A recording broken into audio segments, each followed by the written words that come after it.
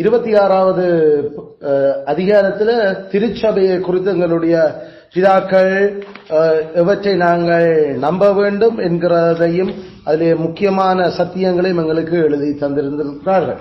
அதிலே குறிப்பாக 5வது பத்தியில இருந்து கடைசி 15வது பத்தி வரைக்கும் ஒரு திருச்சபை கட்டமைப்பு எப்படி கட்டமைக்கப்பட வேண்டும், அது இந்த பூமியில எப்படி ஆளப்பட வேண்டும், அதில் ஆளுகிறவர்கள் யார், அதுக்கு அடங்குகிறவர்கள் யார், கிறிஸ்து திருச்சபை கொடுத்திருக்கிற கருவிகள் என்ன, இப்படி பல விடயங்களை அவர்கள் இந்த திருச்சபையின் கட்டமைப்பு குறித்து the constitution of the church என்கிறதுல எங்களுக்கு அவர்கள் ஏற்கனவே இந்த 400 வருஷத்துக்கு முன்னுக்கு அவர்கள் எழுதி வைத்திருக்கிறார்கள். அதிலே நாங்கள் 5வது பத்தியில அந்த ஒரு திருச்சபை, ஒரு உள்ளூர் திருச்சபையினுடைய எந்த ஒரு உள்ளூர் திருச்சபையா இருந்தாலும் ஒரு லோக்கல் சர்ச் என்று நாங்கள் ஆங்கிலத்தில் லோக்கல் சர்ச் சொல்றது ஒரு ஸ்தல, ஒரு இடத்துல இருக்கிற ஒரு சபை. அப்ப அந்த ஸ்தல சபை நோக்கங்கள் என்னவாக இருக்க வேண்டும் என்று சொல்றதை நாங்கள் படித்தோம். அது முக்கியமா 2 விஷயம். ஒன்று, இந்த பூமியில கர்த்தரை சேவிக்கிறது, முறையாக கர்த்தரை சேவிக்கிறதுக்கும் அதே நேரம் அவர்கள் ஒருவருக்கொருவர் பக்தி விருத்தி செய்யறதுக்கு. அதில் முறையாக பொது சேவிப்பை செய்கிறது, அடுத்தது பக்தி விருத்தி ஒருவருக்கொருவர். இதுக்காகத்தான் சமூகங்களாக சர்ச் என்ற இந்த பூமியில அமைக்கப்பட்டு இருக்குது. அதே நேரம் அந்த சர்ச்சில் இருக்க வேண்டிய ஆட்களுடைய குண இயல்புகள், அவர்களுடைய பண்புகள், அவர்களுடைய கடமைகள், அவனுடைய பொறுப்புகள் என்ன என்கிறத நம்ம 6வது பத்தியில எங்களுக்கு அவர்கள் எழுதி தந்திருந்துச்சினம். அதுல நாங்கள் சொன்னோம், அவர்கள் ஆடவரா பெண்டிராக இருக்க வேணும், அவர்கள் தேவனிடமான மனம் திரும்புதல், கிறிஸ்துவிடமான விசுவாசத்தை கொண்டிருக்க வேணும், மனம் திரும்புதலுடைய கனிகளை அவர்கள் காண்பிச்சிருக்க வேணும். அதே நேரம் அந்த திருச்சபையினுடைய அதிகாரிகள் அல்லது ஆட்சியாளர்களான மூப்பர்களுக்கு அவர்கள் மனசார நேர்மையோட அடங்கத்தக்கவர்களாக இருக்கிறோம் என்கிறத ஒப்புக்கொண்டு அவர்கள் அதை செய்ய வேண்டும்.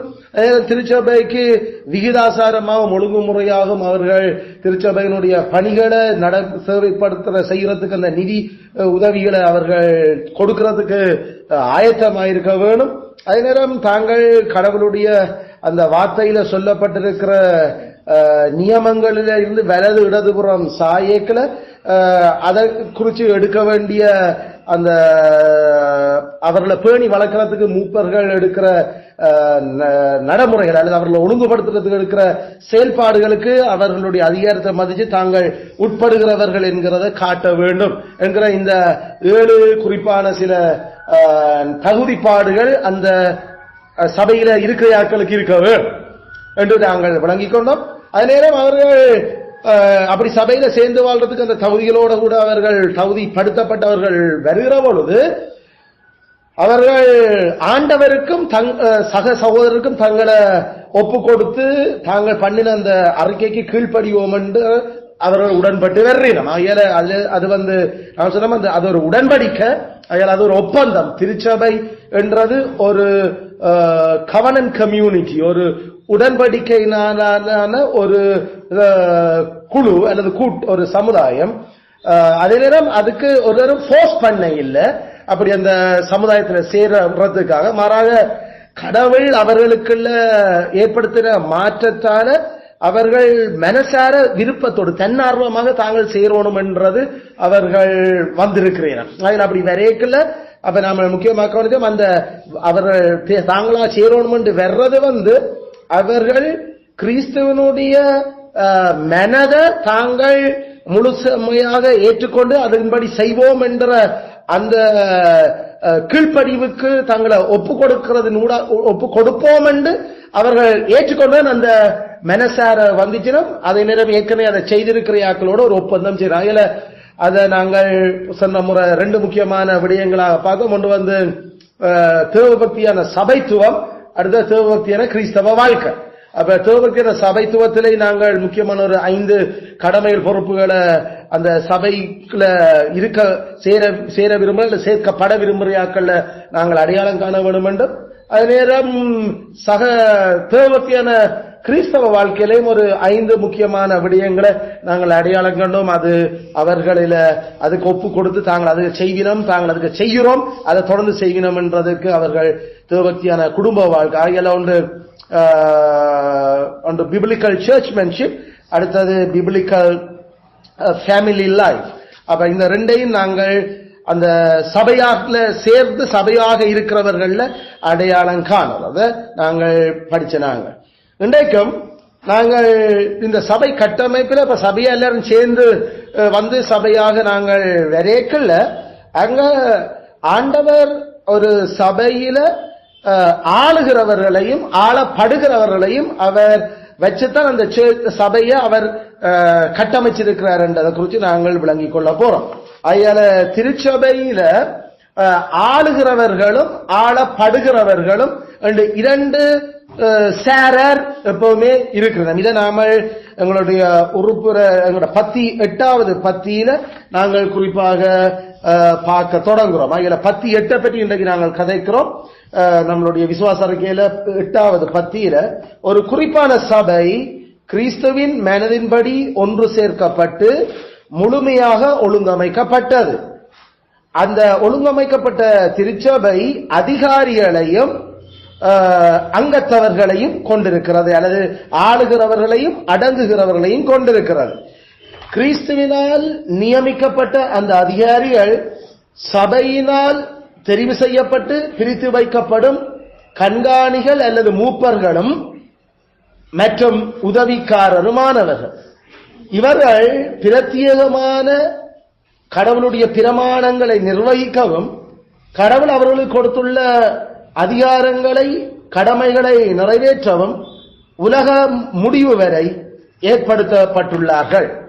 அப்ப இதுதான் அந்த பத்தியில நாம குறிப்பாக திருச்சபை கட்டமைப்பில திருச்சபையில அங்கங்களா சேர்ந்த வந்த அந்த சமுதாயத்தில் ஆளுகிறவர்கள் ஆளப்படுகிறவர்கள் என்று 2 சாரார் எங்களுக்கு வேதம் காட்டுது. அது அந்த கட்டமைப்பிலும் ஒரு முக்கியமான 2 பெரிய கூறுகள். அப்ப இதுல நாம கவனிக்கல, எங்களுக்கு தெரியும் புதிய உடன்படிக்கையினுடைய திருச்சபையில மட்டுமல்ல, பழைய உடன்படிக்கையின் திருச்சபையிலும், அதாவது மோசே மத்தியஸ்தமாக கொண்டு உருவாக்கப்பட்ட திருச்சபையிலையும் இதே நடைமுறை தான் இருந்தது. ஒன்று ஆளுகிறவர்கள், மற்றது ஆளப்படுகிறவர்கள். அதுல எங்களுக்கு தெரியும் பழைய உடன்படிக்கையின் கீழே, அதாவது மோசையின் உடன்படிக்கையின் கீழே திருச்சபை கட்டமைப்பு ஒன்று ஆசாரியர்கள் லேவியர் என்ற ஒரு அந்த ஆட்சி செய்கிற ஆளுகிற நபர்களையும், அதே நேரம் மிச்ச 12 கோத்திரத்தாரும் ஆளப்படுகிற ஆட்களாயும் எங்களுக்கு வேதம் காட்டி இருக்குது. நமக்கு தெரியும் லேவி கோத்திரத்தில, அந்த லேவி கோத்திரத்தில இருந்துதான் ஆண்டவர் ஆசாரியர்களையும் லேவியர் என்ற ஆசாரியர்களுக்கு உதவி செய்கிற அந்த குழுவினரையும் தேவன் தன்னுடைய திருச்சபையினுடைய பணிக்காக அல்லது திருச்சபை ஆளுவதற்காக அவர் ஏற்படுத்தி இருந்தவர். யாருடைய உதடுகள் அறிவை நாம கேட்கிறோம்? ஆசாரியனுடைய உதவிடுகள் அறிவை தேடுகிறோம். அதுல ஆசாரியர்கள் திருச்சபையினுடைய மேல் உயர்ந்த நிலையில இருக்கிற ஆளுகிற மக்கள்.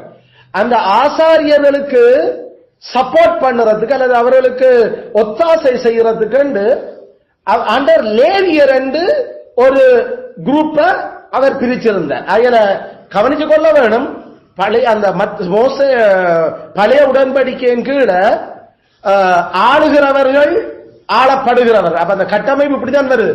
பழைய உடன்படிக்கை சபை அதை நாம 2ஆ பிரிப்போம். ஒன்று ஆளுறையாக்கள், ஆளப்படுறையாக்கள். இல்ல அது மேல கீழே வரும். ஆளுறையாக்கள், ஆளப்படுகிறையாக்கள், ஹைரார்கி லெவல். அப்ப மேலே ஆளுகிறவர்கள், கீழே ஆளப்படுகிறவர். இந்த ஆளுகிறவர்கள் என்றதை 2ஆ ஆண்டவர் பிரிச்ச. ஒன்று ஆசாரியர்கள், அடுத்தது லேவியர்கள் என்று ஆண்டவர் பிரிச்சிருந்தார். அப்ப இந்த ஆளப்படுகிறவர்களை 12 கோத்திரங்களை ஆண்டவர் கொண்டு வந்து வச்சார். 12 கோத்திரமும் ஆளப்படுகிறையாக்கள். அப்ப இதை நீங்கள் வடிவா எழுதி அந்த ஸ்ட்ரக்சர்ல போட்டு வச்சிருக்கோம். நமக்கு தெரியும் எண்ணாம புத்தகத்தில இருந்து லேவியராக புத்தகத்தில இருந்து எல்லாம் இதுகளை கதை கேட்கல நாங்கள் ஒட்டுமொத்தம் ஏற்கனவே இதுல எல்லாம் படிச்சிருக்கிறோம். ஆண்டவர் குடிசன மதிப்பு எழுதப்படுகிறதுக்கு எபிரேய இனத்துக்கு ஆண்டவர் கட்டளை இடைக்கல 20 வயசுக்கு மேற்பட்ட ஆண்களைத்தான் குடிசன மதிப்புக்கு உட்படுத்துறதுக்கு ஆண்டவர் சொல்லியிருந்தார். ஆகல குடிசன மதிப்பீடு ஆண்களை 20 வயசுக்கு மேற்பட்ட ஆண்களைத்தான் அது உள்ளடக்கும். அவர்களுக்கு அந்த குடும்பங்கள் வருகிறது. ஆகல பெண்கள் குழந்தைகள் அவர்களும் குடிசன மதிப்புக்குள்ள கணக்கெடுக்கப்படுகிறது இல்ல.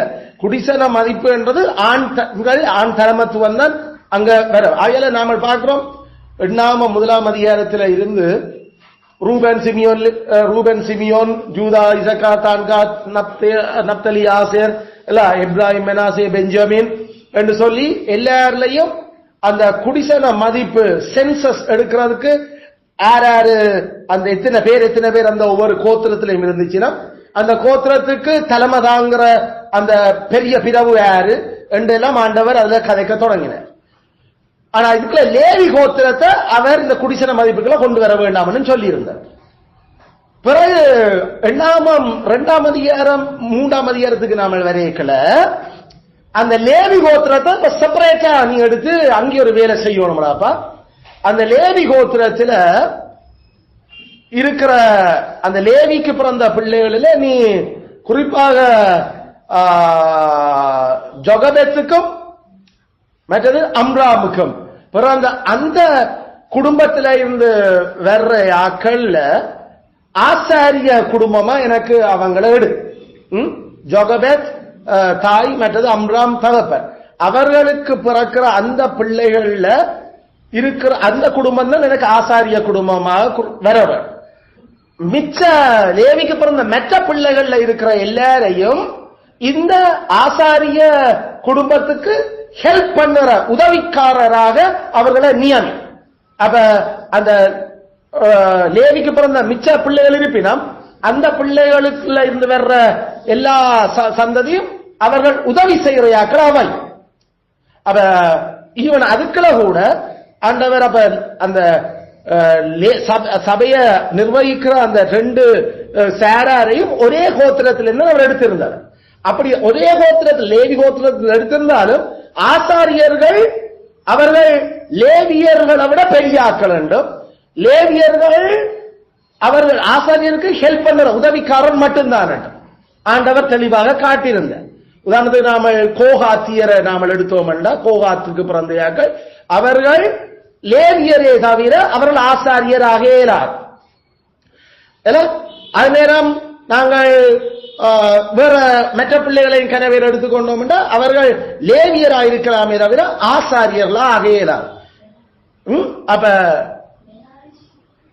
மெராரி மெராரியினுடைய புத்திரர் அவர்கள் லேவியரை தவிர அவர்கள் ஆசாரியராக இயலார். அப்ப இவர்கள் எப்படி அப்ப ஆசிரியர்களுக்கு இவர்கள் என்ன செய்யணும்?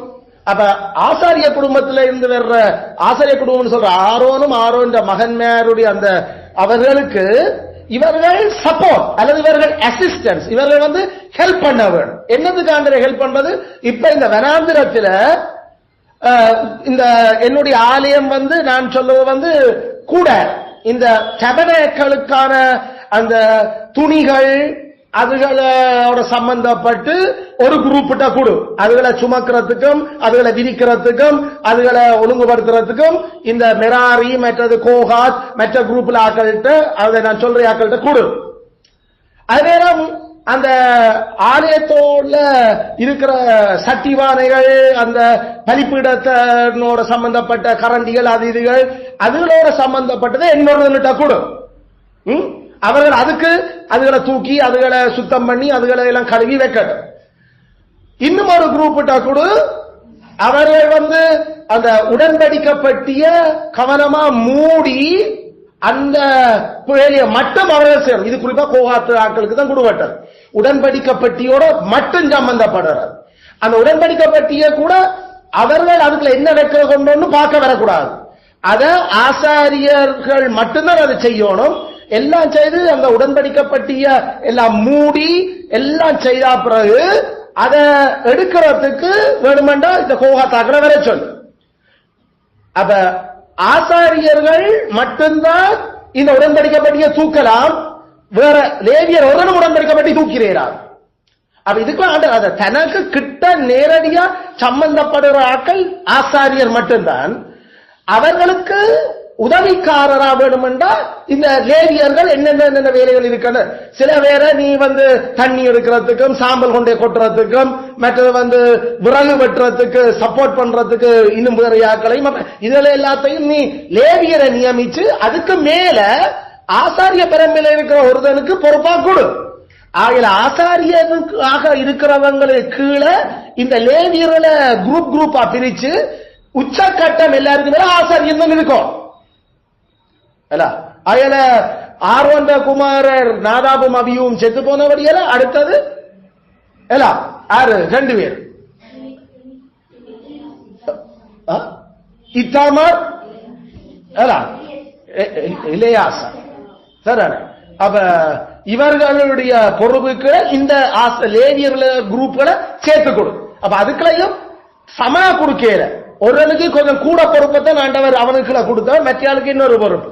அப்ப இந்த ஸ்ட்ரக்சரை கவனிச்சோம்னா மோசேயினுடைய மத்தியத்துக்குள்ள இருந்த பழைய உடன்படிக்கை சேர்ச்சிலையும் மிச்ச 12 கோத்திரங்களை திருச்சபையா ஆளுறதுக்கு ஆண்டவர் ஆசாரியர்களை தான் மேல வச்சு போட்டு அந்த ஆசாரியர்களுக்கு சப்போர்ட் பண்றதுக்கு லேவியரை வச்சு போட்டு இந்த ஆசாரியர் லேவியர் கீழே தான் மிச்ச 12 கோத்திரமும் இருக்க வேணும் திருச்சபை விடயங்கள்.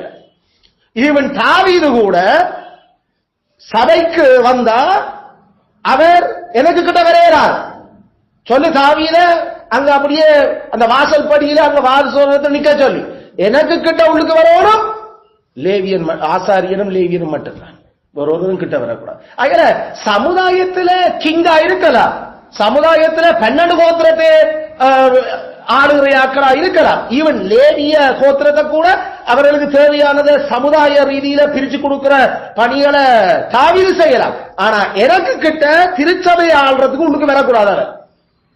ஆகிய நீங்கள் கவனிச்சு கொள்ளுங்க. செக்யூலர் அந்த பதவிகளும் சேக்ரெட் பதவிகளும், சேக்ரெட் பரிசுத்தமானதும் அதிலே நாம் செக்யூலர் நாம் சொல்ல பரிசுத்தம் அற்ற அந்த பதவிகளும் சமுதாயத்திலேயும் திருச்சபைகளையும் மிக உயர்ந்த 2 நிலையில இருந்த பதவிகள். ஒன்று ஆட்சி, சமுதாய ஆட்சி, அடுத்தது சபை ஆட்சி. ஆனா சபை 2 வரைக்குள்ள ஆசாரியனுக்குள்ள அரசன் அடங்கிட வேணுமே தவிர அரசன் வந்தாங்க ஆசாரியனுக்கு மேல ஆட்சி செய்யலாம்.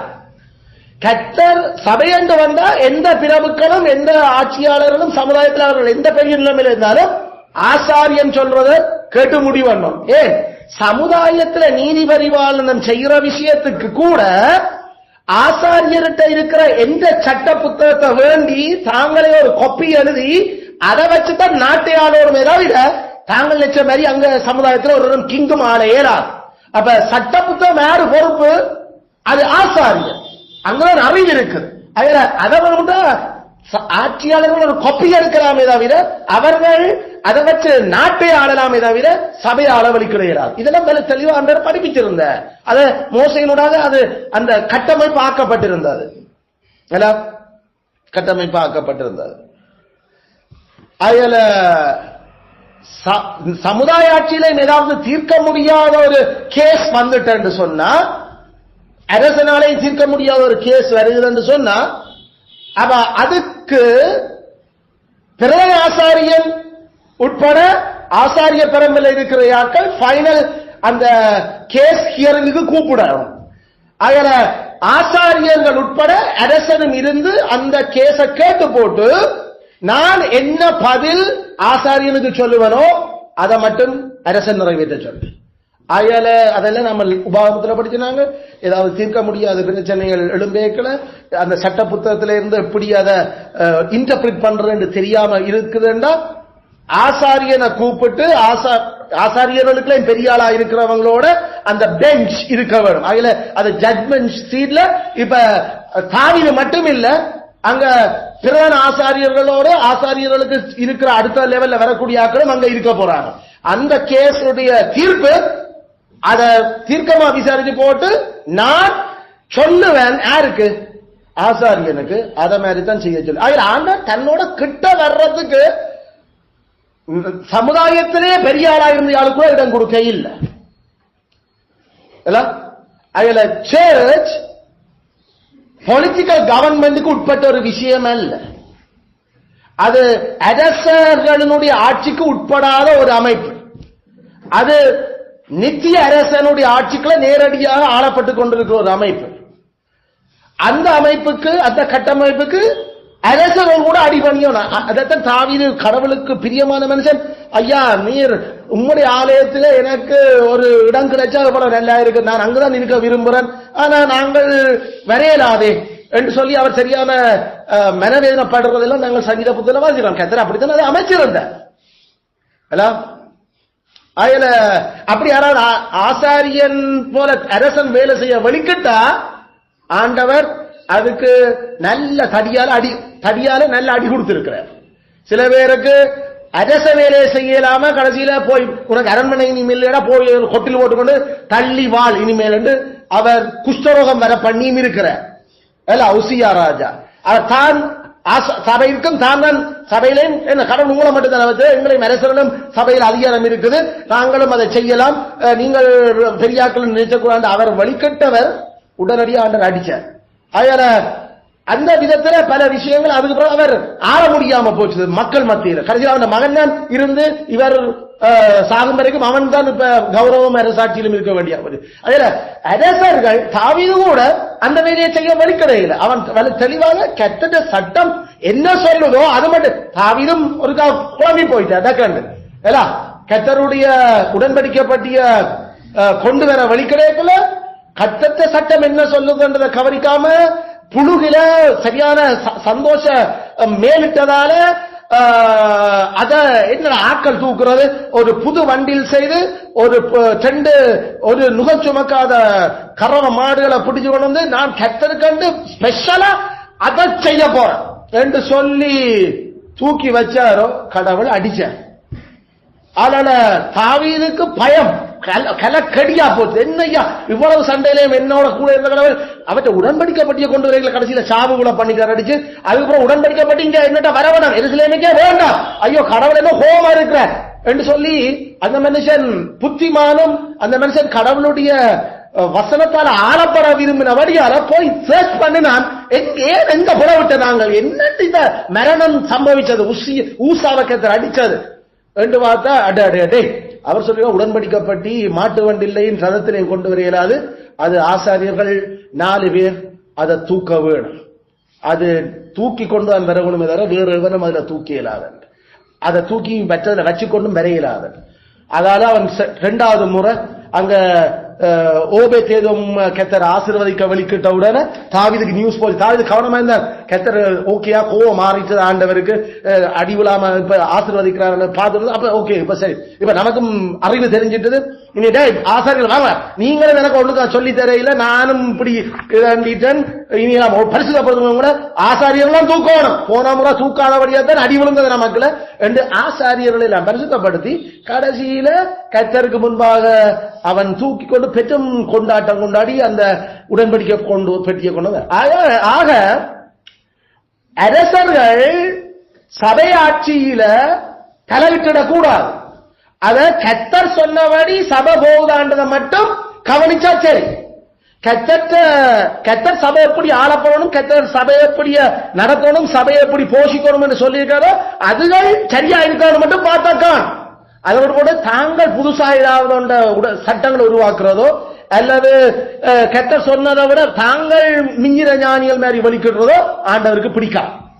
அதுக்காக அரசும் சபையும் தனித்தனி 2 துருவங்களா இல்ல இல்ல ரெண்டும் சேர்த்தோட போகுது. என்னன்னு சொன்னா கர்த்தருடைய சபை சரியாக இருக்குது வேலை நடக்குன்றதுக்கு பிரபுக்கள்ல காணிக்கையில் கொண்டு வர வேண்டும். முதல் ஆண்டவர் அதையும் ஒழுங்குபடுத்தினார். பிரபுக்கள் முதல் காலைகள் இத்தனை கொண்டு வரட்டும், அவங்கள்ட்ட கீழே தங்கத்தால் செய்த கரண்டிகள் இதுகள் அவங்க ஒவ்வொருவரும் அந்த கோத்திரங்கள் ஆளப்படுற கோத்திரங்களுக்கு பொறுப்பா இருக்கிறவங்க இவ்வளவு செலுத்தணும்.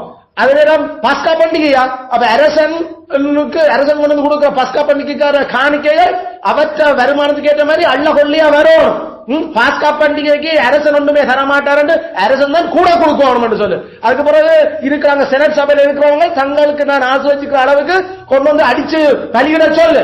அங்க வர்ற எல்லா மக்களும் கர்த்தருக்கு மகாராஜாவுக்கு முன்னால அவர்கள் சந்தோஷமா அந்த பண்டிகை கொண்டாடணும். அதுல சபைக்கு சப்போர்ட்டிவ், சபையை பாதுகாக்கிற, இந்த மண்ணார உலகத்துல சபையை தாக்க வராம இந்த மாம்சமான மனுஷர்கள் வேலை செய்யாம இருக்கிறதுக்கு அரசர்கள் தங்களுடைய பட்டயத்தை பயன்படுத்தணும் என்று ஆண்டவர் அந்த சபைக்கு சப்போர்ட் ஆக்கி வச்சிருக்கிறார். அதுல இந்த சேக்ரடும் மற்றது செக்யூலர் ரெண்டு துறையும் தனித்தனி சேர முடியாத ரெண்டு விஷயம் அல்ல, ரெண்டும் ஒன்றோடு இணைஞ்சு ஓட வேண்டிய, கடவுளுக்கு ரெண்டுக்கும் பொறுப்பாளியா இருக்கிற கிறிஸ்துவுக்கு பதில் சொல்ல வேண்டிய ரெண்டு ஆக்கு. இப்ப இதுக்குள்ள நாம என்ன பார்க்கிறோம்னா, இந்த தாவீது காணிக்க கொண்டு வந்தா கூட அங்க அந்த ஆசாரிய பலிபீடத்துக்கு முன்னால அந்த காணிக்கையை வேண்டி அதை லேவியர்கள் தான் தோலுரிப்பினார். இவர் ஒன்றும் செய்யறார். அத பலிபீடத்துக்கு முன்னுக்கு கொண்டு போய் வச்சு அந்த பரிசலத்துல தொடங்குறது ஆசாரியர் மட்டும்தான் செய்யலாம். அந்த கொண்டு வந்த காணிக்கை அந்த பலிகளுடைய குடல்கள் மற்ற ஏனிய கழிவுகள் நிலம் அதுகள் எல்லாத்தையும் கொட்டுறதுகள் எல்லாம் சாம்பல்கள் எல்லாம் அள்ளி கொண்டு போய் அது கொட்ட வேண்டிய இடத்துல கொட்ட வேண்டியது தாவீதும் தாவீதுடைய சேவரும் செய்யறாரு. அது லேவியர்கள் மட்டுமே அது செய்யலாம், அது ஆசாரியர்களும் செய்யறேன். அப்ப இப்படி சபை கட்டமைப்பு சர்ச் என்று எடுக்கல, அங்க மிச்ச கோத்திரங்கள் எல்லாத்தையும் சர்ச்சில் ஆளுறதுக்கு ரெண்டு சேரரை கத்தர் வச்சிருக்கிறார். ஒன்று ஆசாரியர், அடுத்தது லேவியர். இதே பேட்டர்னைத்தான் அப்போஸ்தலன் பவுலூடாக புதிய உடன்படிக்கை சபை கட்டமைப்பை பற்றி கதை கேட்கலையும் 1 தீமோத்தேயு 3ஆம் அதிகாரத்தில் அல்லது பிலிப்பியர் 1ஆம் அதிகாரத்தில் 1ஆம் வசனத்தில் அல்லது அப்போஸ்தலர் நடவடிக்கைகள்ல எபேசு சபையை ஸ்தாபிச்சது அல்லது ஏனைய சபைகளை ஸ்தாபிக்கல, அப்போஸ்தலன் பவுல் ஊடாக இந்த சபை கட்டமைப்பு அதே பிரின்சிபல் நீங்க கொண்டு வரப்படுது. அந்த பிரின்சிபல் எப்படின்னா, அங்க 2 பேர் சபைய ஆண்டு கொண்டிருந்துச்சுன்னா 2 குரூப், ஒன்று ஆசாரிய குரூப், அடுத்தது லேவிய குரூப். இப்ப இந்த புதிய உடன்படிக்கை சபை கட்டமைப்பிலையும் அந்த ஆசாரியர் குரூப்புக்கு கொடுத்த பேர் அவர்கள் மூப்பர்கள் குழு, மூப்பர்கள் குழு அல்லது கண்காணிகள் குழு. அந்த பேர் அப்படிதான், கண்காணிகள் அல்லது மூப்பர்கள் என்ற குழு. அதான் அந்த ஆசாரியர், பழைய உடன்படிக்கை சபையினுடைய ஆசாரியர்களுக்கு சமனானையாக்கள். அந்த 2வது குரூப் உதவிக்காரர்கள், அது டீக்கன் என்று நாம சொல்றோம், நாம இங்கிலீஷ்ல டீக்கன், உதவிக்காரர். அது இந்த குரூப் பழைய ஏற்பாட்டு சபையில லேவியர்கள் குரூப்புக்கு சமனானையாக்கள். அந்த ஆசாரியர்களுக்கு சப்போர்ட் உதவி செய்த லேவியருக்கு சமனானையாக்கள். அப்ப அந்த 2 குரூப் தான் புதிய உடன்படிக்கைகளையும் அதே பேட்டர்ன், அதே அந்த ஆண்கள், அந்த பெண்களும் அந்த ஊழியங்கள் செய்ய இயலாது. அதுல புதிய உடன்படிக்கைகளையும் சபை கட்டமைப்பில் அதே ஆண்கள், அப்படிப்பட்ட ஆண்களும் அவர்கள் 2 குரூப் ஆகியிருந்து வேலை செய்யறதான் பவுலப்போஸ்தலனாக பரிசுத்த ஆவியானவர் தெளிவுபடுத்தி இருக்கிறார். எங்களுக்கு பிலிப்பியர் 1ஆம் அதிகாரத்தில் 1ஆம் வசனத்தில் இயேசு கிறிஸ்துவின் ஊழியக்காரனாகிய பவுலும் தீமோத்தேயும் பிலிப்பி பட்டணத்தில் கிறிஸ்து இயேசுவுக்குள்ளான பரிசுத்தவான்கள் அனைவருக்கும், இது அந்த ஆளப்படுகிற ஆட்கள், கண்காணிகளுக்கும் உதவிக்காரருக்கும் எழுதுகிறதாவது. இது ஆளுறையாக்கள், கண்காணிகளும் உதவிக்காரர். அதே மாதிரி அப்போஸ்தலர் 20:17 மிலேத்துவிலிருந்து அவன் எபேசுவுக்கு ஆள் அனுப்பி எபேசு சபையின் மூப்பரை வரவழைத்தான். அப்ப திருச்சபைக்கு ஆளுறையாக்கள் யாரு? மூப்பர்கள், அதாவது இந்த ஆசாரியர்கள் என்ற அந்த கேட்டகரி. அவர்களை வரவழைச்சு, உங்களை குறிச்சும் தேவன் தம்முடைய சுயரத்தத்தினாலே சம்பாதித்துக் கொண்ட தமது சபையை மேய்ப்பதற்கு பரிசுத்தாவி உங்களை கண்காணிகளாக வைத்த மந்தை. அப்ப யார் அழைச்சவன்? மூப்பர்கள். அவர்கள் மந்தைக்கு யாரு? கண்காணிகள். அப்ப ஓவர்சியர்ஸ், பிஷப்ஸ், பிஷப்ஸ் என்று சொன்னா நாம சொல்ற இந்த மூப்பர்கள் அல்லது கண்காணிகள். இங்கிலீஷ்ல பிஷப் அல்ல, பிஷப் அல்லது நாமல் எல்டர்ஸ், மூப்பர்கள் என்று சொல்றது கண்காணிகள் அல்லது மூப்பர்கள். அது இங்கிலீஷ்ல பிஷப் அல்லது பிரஸ்பிட்டர்ஸ், பிரஸ்பிட்டர்ஸ் சொல்றாங்க. எல்டர்ஸ், பிரஸ்பிட்டர்ஸ், பிஷப் எல்லாம் ஒரே ஆக்களுக்கு சொல்ற சொல்லு, ஒத்தருக்கு சொல்லு. அது திருச்சபையினுடைய அந்த ஆசாரியர்களுக்கு சொல்ற சொல். புதிய உடன்படிக்கை அதே உதவிக்காரர்கள் என்றவர் கதை கேட்கல. எப்படி பழைய உடன்படிக்கைக்குள்ள உதவிக்காரர்கள் நாம சொல்ல தானே, கோகாத்தியர், அடுத்தது மெராரியின் மக்கள், மற்ற கெர்சோமியர், இப்படி இந்த ஆக்கள் எல்லாம் உதவிக்காரர்கள். அப்ப ஆசாரிய ஊழியம் செய்யறதுக்கு உதவி செய்யறாங்க. அது சேர்ச்சில மட்டுமில்ல, ஒவ்வொரு கோத்திரத்துக்குள்ளையும் லேவியரை ஆண்டர் பிரிச்சு வச்சிருந்தார். அந்த லேவி கோத்திரம் 12 கோத்திரத்துக்குள்ளையும் பிரிபட்டு வைக்கப்பட்டிருந்தது. அப்ப அங்க இருக்கிற லேவியர்கிட்ட தான் உடனடியாக போய் கன்சல்ட் பண்ணுவினான். ஏதாவது குடும்ப விஷயங்கள், ஏதாவது ஓய்வு நாள் தோறும் அவர்களுக்கு ஏதாவது விடயங்கள் படிப்பிக்கிறது கொள்றதுக்கு அங்க ஆசாரியர்களோட சேர்ந்து லேவியும் அங்க பிரிபட்டு இருந்துச்சு. அப்ப அந்த லேவி கோத்திரம் பிரிபட்டு இருந்தது. அப்ப லேவி கோத்திரம் பிரிவடைக்குள்ள எங்களுக்கு தெரியும், அவர்களுக்கும் குடும்பப்பட்ட பட்டினங்கள் எத்தனை சொல்லி எங்களுக்கு எல்லாம் ஜோசுவாவில கதப்படுது. அப்ப அதுக்கெல்லாம் அந்த லேவி கோத்திரத்துக்குள்ள ஆசாரிய பரம்பரையில் இருந்தவங்களும் லேவி பொய்யர்களாக இருந்த மிச்சியாக்களுக்கும் ஏற்ற மாதிரி தான் அந்த பட்டணங்கள் பிரிபட்டு இருந்தது. அந்த பிரதானமான ஆசாரியர்கள் இருக்க வேண்டியது அரசன் எங்க தலைமத்துவம் அமைக்கிறாரோ அங்க ஆசாரியர்கள் இருக்க வேண்டும். அத மற்ற பக்கம் என்னோம்டா, பிரதான ஆசாரியர்கள் எங்க இருக்கிறீனமோ அங்க அரசர்கள் தங்களுடைய ஹெட் ஆபீஸ் அல்லது கேபிட்டலை வைக்க வேண்டும். எங்களுக்கு தெரியும், ஜோஷுவாவில் நாம் இது பார்த்தாங்க. ஜோஷுவா எங்க தேவனுடைய உடன்படிக்கப்பட்டி முதல் இருந்துச்சதோ அங்கதான் அவர் தன்னுடைய ஆட்சி ஆபீஸ வச்சிருந்தவர். உடன்படிக்கப்பட்டி எங்க மாறிச்சதோ அங்க அவர் தன் ஆட்சியை மாத்தின. அதே போல எங்களுக்கு தெரியும், சீரோவில் தான் 2வது வச்சிருந்தேன். சீரோ, அந்த சீரோவில் தான் உடன்படிக்கப்பட்டு இருந்தது. அப்ப சீரோவில் இருந்துதான் கர்த்தருடைய வசனமும் கர்த்தர் ஆட்சியும் வந்து வரும். அப்ப யாராவது அங்க அரசர்கள் அங்க இருக்க வேண்டும், அவர்கள் கட்டப்பட்டி எங்க இருக்கோ அதுக்கு கிட்டமா தான் தங்களோட ஆபீஸே வச்சிருக்க வேணும். ஏன்னா அதான் ஏதாவது கேசுகள் பிரச்சனையாச்சுன்னா டக்குனு ஆசாரியனை கன்சல்ட் பண்றதும் எல்லாத்துக்கும் நடைமுறைக்கு நல்லதா. சொல்ல போனா ராஜாதி ராஜா இங்க இருக்கிறாரோ அவருக்கு பக்கத்துல இருக்கிறதான் ராஜாக்களுக்கு நல்லது. ராஜாதி ராஜாவினுடைய ஆபீஸ் எது? அடிப்படையில் சர்ச். சர்ச் எங்க இருக்குதோ அந்த இடத்துக்கு தான் மாத்தம். இப்ப தாவீது மதம் செய்ய வழிகிட்டது. தாவீது எருசலேம் மகாராஜாவின் நகரம், நான் இந்த இடத்துல எந்த சர்ச்சை கட்டுவேன் ஏற்கனவே தாவீதுக்கு அர்வனாவின் களத்துல வச்சு ஆண்டவர் சொல்லிட்டார். அதான் அங்க சர்ச் கட்டப்பட வேண்டிய இடம். அப்ப அந்த இடம் இருக்கிறது எருசலேம் என்றபடியால எருசலேமுக்கு அந்த உடன்படிக்கப்பட்டி வர்றதுக்கு தாவீது கர்த்தர் எங்க இருக்கிறாரோ அங்க நானும் இருக்கணும்டாப்பா. அதுல எந்த ராஜ்யம் நான் கேபிட்டல் ஆக்குறதுக்காக அல்ல, கர்த்தர் கேபிட்டல் எதுவோ அதுதான் எந்த கேபிட்டல் என்று அவன் உடன்படிக்கப்பட்டி அங்க மாத்துறதுக்கு வலிக்கிட்டான். அதனால கர்த்தர் கடைசியில எருசலேமை விட்டு வெளியில போக அந்த கிமு 486 கிமு 486 கர்த்தர் மகிமை கிழக்கு பக்கத்தால வலிக்கிட்டு நான் இனி போயிட்டு வரேன் எருசலேம்ல நான் இல்லையே அவர் வலிக்கிட்டோட அவருடைய கேபிட்டலும் உடைஞ்சிச்சது, எருசலேமும் சுட்டரிக்கப்பட்டிச்சது. கர்த்தர் மகாராஜா விலகினா அதுக்கு பிறகு எந்த கேபிட்டல் இருந்தும் ஒரு யோசனம் இல்லை, எந்த தலைநகரம் இல்லை.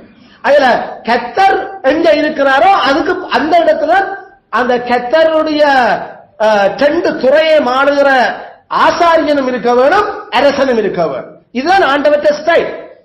அப்ப இந்த பின்னணிகள் எல்லாத்தையும் நாங்கள் விளங்கியக்கல இப்ப எங்களுக்கு அந்த இடத்தால சபை வரையறுக்கப்படாதபடியால உலகளாவிய திருச்சபையில எல்லா மனுஷர்களுக்குள்ளையும் சர்ச் ஆண்டர் ஸ்தாபிச்சபடியால கர்த்தருக்கு இப்ப அவர் எல்லா இடத்திலையும் தான் இருப்பார், நான் வாக்கு பண்றேன், நான் உங்களோட கூட இருப்பேன் சொன்னபடியால எங்கெங்கெல்லாம் உள்ளூர் சபை இருக்குதோ அங்க அந்தந்த சபைகளை நடத்தினா காணும். மற்றபடி ஒரு குறிப்பிட்ட ஒரு இடம் எடுத்து அந்த இடத்துல நான் சபையை கட்டுவேன், அங்க ராஜா வந்து இருக்கணும் என்று எதிர்பார்க்க வேண்டிய தேவையில்லை. அது பழைய உடன்படிக்கை சபையோட அதை ஆண்டவர் அடிச்சு முடிச்சுட்டார். இப்ப மேசியாவினுடைய ஆட்சிக்குள்ள அவர் தொடர்ச்சியாக தன்னுடைய உள்ளூர் சபைகளை அவர் எல்லா ஜாதிகளையும் வச்சார். அதுல இப்ப அதை நாம அப்ளை பண்றது இல்ல. அரசன் அங்க கத்தட்ட சபை அங்க அரசனும் இருக்கணும் என்று நாங்கள் அப்படி இப்ப அதை அப்ளை பண்ண அது அந்த விஷயம் இப்ப முந்தி எதிரே இனத்துக்களை மட்டும் அது கேட்கல, அது சரி. இப்ப எல்லா இனத்துக்களையும் கத்தட்ட ஆட்சி இருக்குது, கத்தட்ட சபை இருக்குது. அப்படின்னா பிறகு ஒவ்வொரு அந்த மக்களுடைய எல்லைகளும் குடியினங்களுடைய ஆட்சிகளும் குழப்பத்துக்குள்ள போயிடும். அதனால தேவன் அந்தந்த இனத்தை ஆள்றதுக்கு அவர்களுக்கு மேல் ஆக்கே இருக்கிறார். அந்தந்த இனங்களுக்குள்ள சபைகள் இருக்கலாம். இதை நாம விளங்கிக் கொள்ள வேண்டும். சோ இந்த பேஸ்ல தான் அப்போஸ்தலன் தீமோத்தேயுவுக்கு சொல்லிக்கல, கண்காணிப்ப விரும்புகிறவன் நல்ல தொழில விரும்புகிறான். ஓவர்சீயிங் கண்காணிப்ப விரும்புகிறவன் அவன் நல்ல வேலையை விரும்புகிறான். அதனால அந்த வேலைக்கான தகுதிகள் இருக்கிறாப்பா. அந்த தகுதிகள் ஏறக்குறைய நாம படிச்சதாமல ஒரு 24 தகுதி அதுல இருக்குது. 24 requirements must be met. 24 தகுதிகள். அது நாம டீட்டெயிலா எடுத்து அதை நாம சுருக்கி ஒரு 5-6 பெரிய இதுக்குள்ள கொண்டு வரலாம். ஆனா 24 கதைச்சிருக்கிறார் அதுல.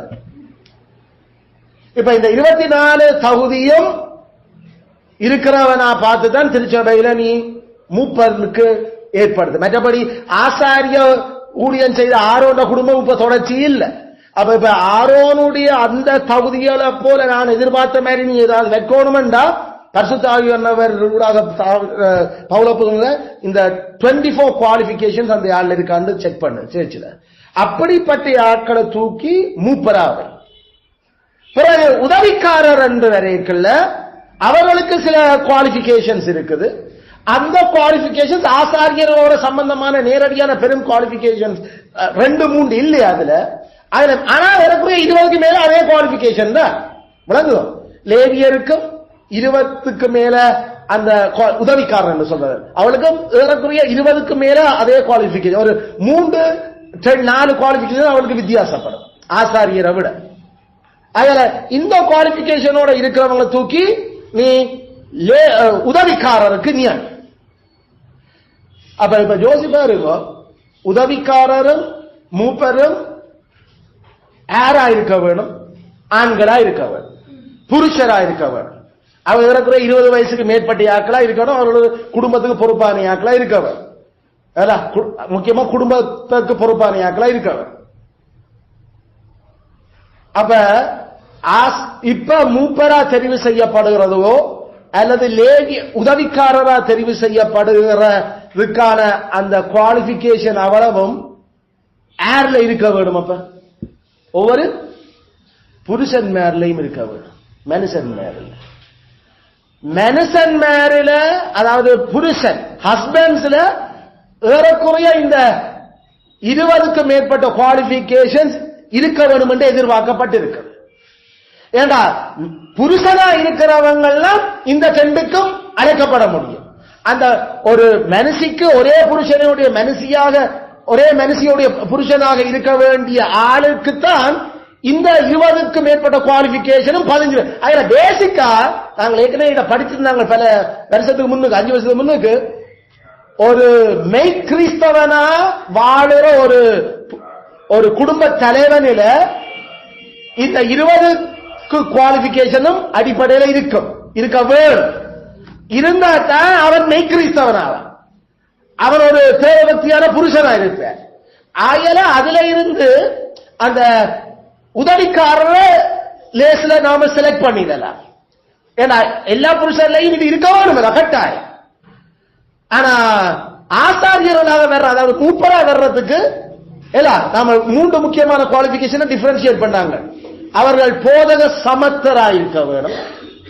அதாவது நாம சொல்றோம் போதன ஆசிரியர்கள் என்று சொல்லுவோம் இல்ல, ஆசிரியர்களுக்கே படிப்பிக்கிற ஆசிரியர்கள். அவர்கள் தங்களுக்கு இருக்கிற மற்ற மூப்பர்களுக்கும் அல்லது லேவியருக்குமே படிப்பிக்க. அதாவது நாம ஆரோன குமாரர்களை நாம அடையாளம் அவங்களுக்கு கீழே மற்ற ஆக்களுக்கு அவங்க போதிக்கத்தக்க ஆக்களா இருக்க வேண்டும். ட்ரெயின் பண்ணத்தக்க ஆக்களா இருக்க வேண்டும், ட்ரெயின் பண்ணக்கூடிய ஆக்களா அந்த கெப்பாசிட்டியில.